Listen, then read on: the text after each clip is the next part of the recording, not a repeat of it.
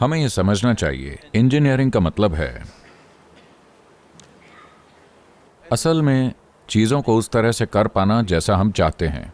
यही इंजीनियरिंग है ना? इस बिल्डिंग को इंजीनियरिंग करने का क्या मतलब है? हम इसे जैसा चाहते हैं ये वैसी ही हो।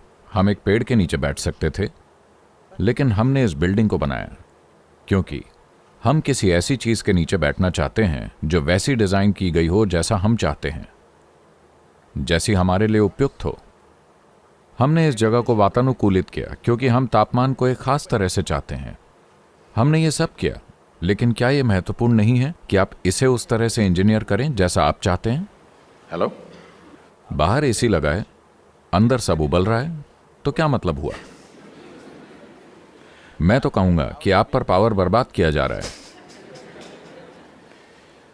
पिछले 100-150 सालों में विज्ञान और तकनीक के आने से हमारे पास उससे ज्यादा सुख सुविधाएं हैं जितने की कोई पीढ़ी शायद कभी कल्पना भी नहीं कर सकती थी, है ना?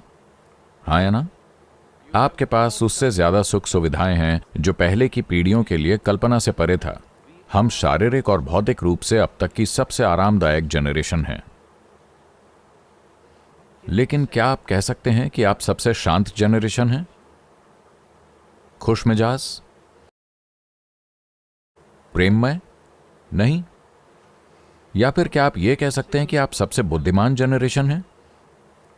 वो कहना गलत बात होगी। जो भी दावा करता है कि वो बुद्धिमान है, वो मूर्खता की बात है ना?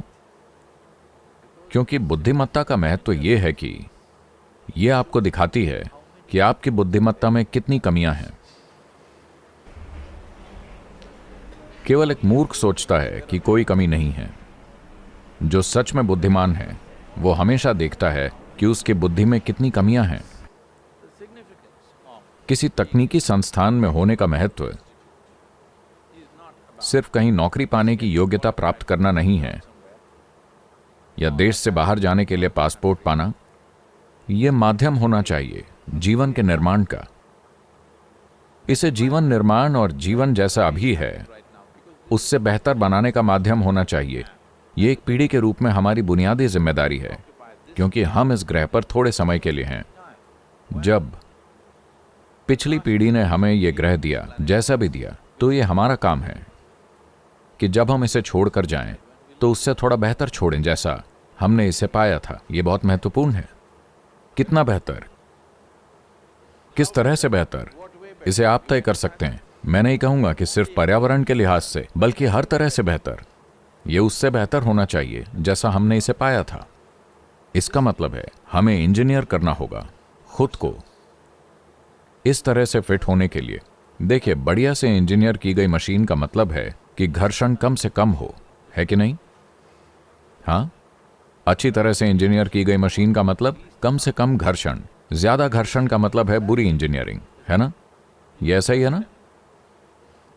तो योग का मूल सिद्धांत यह है, योग का मूल सिद्धांत भौतिक अस्तित्व की ज्यामिति में है। अगर आप इस मानव तंत्र की ज्यामिति को समझते हैं, शरीर क्या है, मनोवैज्ञानिक संरचना क्या है, रासायनिक प्रक्रियाएं क्या हैं, ऊर्जा संरचनाएं क्या हैं, अगर आप इसकी ज्यामिति को समझते हैं और ब्रह्मांडीय ज्यामिति को देखने में सक्षम हो जाते हैं, अगर ये दोनों चीजें अच्छी तरह से लय में हैं, तो अचानक आपका जीवन एक जादू की तरह चलने लगता है। आपका जीवन अब एक दुख भरा बोझ नहीं है, बल्कि यह जादू ही है, बस इसलिए क्योंकि आपने चीजों की सही ज्यामिति पा ली है। कोई भी चीज जिसकी ज्यामिति परफेक्ट है वो बिल्कुल सहजता से चलेगी और लंबे समय तक चलेगी। यह कुछ ऐसा है जो आपको अपनी युवा अवस्था में खुद के लिए करना ही चाहिए। चाहे आप अपने जीवन में जो भी करना चाहते हो, एक चीज होनी चाहिए, आपका शरीर और आपका दिमाग आपके लिए बाधा नहीं बनने चाहिए। उन्हें आपके लिए काम करना चाहिए, है कि नहीं? हेलो, आप जो बनना चाहते हैं उसमें आपका शरीर और आपका मन कभी बाधा नहीं बनने चाहिए। अभी ज्यादातर लोगों के लिए वो खुद ही एक बड़ी समस्या है। जब आप एक समस्या हैं तो आप दुनिया की समस्याओं का सामना कैसे करेंगे? अगर आप वाकई दुनिया की समस्याओं को हल करना चाहते हैं तो ये कभी समस्या नहीं होना चाहिए, है ना? मैं एक मुद्दा नहीं हूं, मैं कभी समस्या नहीं हूं। अगर समस्याएं हैं तो मैं उनसे निपटूंगा, लेकिन मैं कभी समस्या नहीं हूं। आपको ऐसा होना ही चाहिए, है ना? Please make yourself like this, that you are never the problem. You're always a part of the solution, never a part of the problem. Right now, कृपया अपने आप को इस तरह बनाएं कि आप कभी समस्या नहीं हैं, आप हमेशा समाधान का हिस्सा हैं, कभी समस्या का हिस्सा नहीं हैं। आजकल हमने देश में खास रवैया विकसित किया है। बहुत सारे लोग हर समाधान के लिए वो एक समस्या खड़ी कर लेते हैं। हर समाधान के लिए उन्होंने एक समस्या खोज ली है। तो ऐसे लोग हैं जो समस्याओं के लिए काम कर रहे हैं और ऐसे लोग हैं जो समाधान के लिए काम कर रहे हैं। युवाओं को आगे आना चाहिए और एक समाधान बनना चाहिए आने वाली पीढ़ियों के लिए और अपने खुद के जीवन के खिलने के लिए, क्योंकि किसी के जीवन में सबसे बड़ी तृप्ति ये है कि आप इस तरह जिए कि आप कुछ ऐसा कर पाए जो आपसे बहुत बड़ा है। ऐसा होना ही चाहिए। कुछ करने में ये सबसे बड़ी तृप्ति है कि आप कुछ ऐसा करने में सक्षम हैं जो आपसे बड़ा है। केवल तभी आप अपने काम में तृप्त होंगे। काम एक चीज है, लेकिन सबसे महत्वपूर्ण बात यह है कि आप कैसे हैं। लोग मेरे पास आते हैं, अभी आप सब कह रहे हैं कि आपकी IIT समस्या है, इसलिए मैं आपको IYC में आमंत्रित कर रहा हूं, ईशा योगा सेंटर में। बहुत से लोग मेरे पास आते हैं और कहते हैं, सद्गुरु, ये वो लोग हैं जो पास आउट हैं, ठीक है? सद्गुरु, मेरी सास, she's another, you know? वो कहीं और से है। मैं नहीं जानती कि इस इंसान के साथ कैसे रहना है। और मेरे पति, आखिरकार उनका ही बेटा।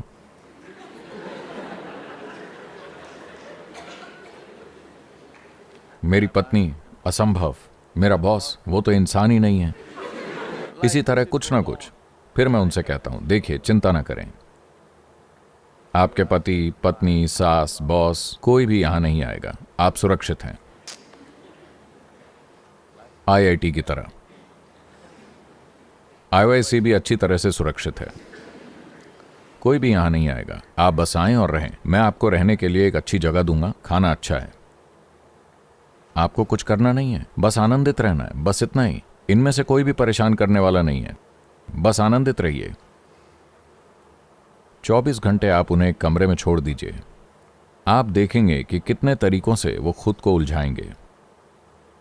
जब आप अकेले हैं और आप दुखी हैं तो जाहिर है कि आप बुरी संगत में हैं, है ना?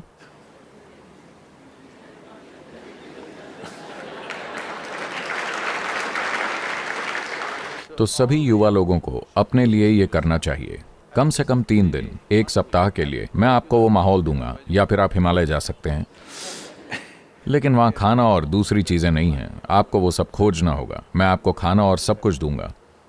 आइए, कुछ समय बिताइए, किसी उद्देश्य से नहीं, बस ऐसे ही।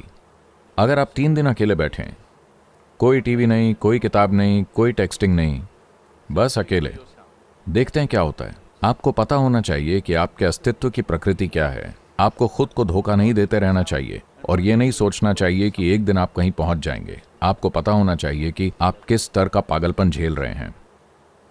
जब मैं कहता हूं पागलपन, अगर आपका मन आपके नियंत्रण से बाहर है तो पागलपन की यही परिभाषा है ना? हेलो। अगर आपका मन आपसे निर्देश नहीं लेता है, ये नियंत्रण से बाहर है, तो इसे ही पागलपन कहा जाता है ना? कोशिश करके देखिए। आज इस कार्यक्रम के बाद अपने कमरे में बस चुपचाप जाकर बैठिए और देखिए कि आपका मन क्या क्या कर रहा है। आप तय करिए, किसी को बताइए मत। आप तय करिए कि आप किस हद के पागलपन से गुजर रहे हैं।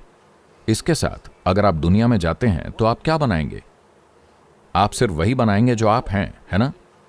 आप जो हैं उसके अलावा कुछ नहीं कर सकते। आप जो हैं वही आपके आसपास की दुनिया में होगा। इससे पहले कि आप दुनिया में कदम रखें, क्या यह जरूरी नहीं है कि आप कम से कम इतने तैयार हैं कि आप समस्या नहीं हैं? अगर आप किसी समस्या से शादी कर लेते हैं तो हम देख लेंगे, लेकिन आप समस्या नहीं हैं।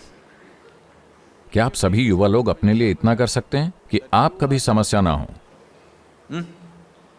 आप अपने जीवन में समस्या नहीं हैं। दूसरी समस्याएं आती हैं तो हम अपनी पूरी क्षमता से उनसे निपटेंगे, लेकिन यह समस्या नहीं होना चाहिए, है ना?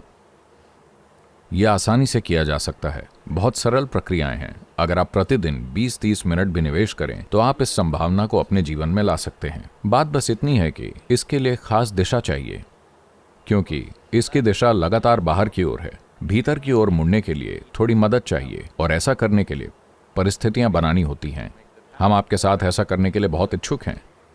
ये मेरी कामना और मेरा आशीर्वाद है कि ये इस देश के हर युवा के साथ हो, क्योंकि भारत और भारत के लोगों ने बहुत कष्ट सहे हैं। मुझे नहीं पता कि आप सभी किस हद तक इससे अवगत हैं। आप में से बहुत से लोग अच्छे परिवारों से हैं। मैंने ग्रामीण समाज को देखा है अपनी युवावस्था के शुरुआती दिनों से ही। ये अच्छा नहीं है, मेरा विश्वास करें। ये अच्छा नहीं है। ऐसा नहीं है कि वहां कोई सुहाना माहौल है, बुरा हाल है। वाकई बुरा है। अधिकांश हिस्सों में जहां हम हैं, उनका कहना है कि ये राज्य बेहतर हैं। बेहतर राज्यों की ये स्थिति है। मैं बीमारू राज्यों को जानता हूं, वो कैसे हैं। हम ऐसे ही नहीं जी सकते। हम यूं ही नहीं जी सकते, अपनी मानवता को अलग करके और ये सोचकर कि सब ठीक है। समय आ गया है कि हमारे पास एक मानवता हो, हमारा दिल सबके लिए धड़के, हमारा दिल सबके लिए दुखे, और हम अपना सर्वश्रेष्ठ दे सकें अपने जीवन में। अगर हम वो नहीं करते जो हम नहीं कर सकते तो कोई समस्या नहीं है, लेकिन अगर हम वो नहीं करते जो हम कर सकते हैं तो हमारा जीवन बेकार गया है ना। ये मेरी कामना और मेरा आशीर्वाद है कि आपके लिए ये बेकार ना जाए।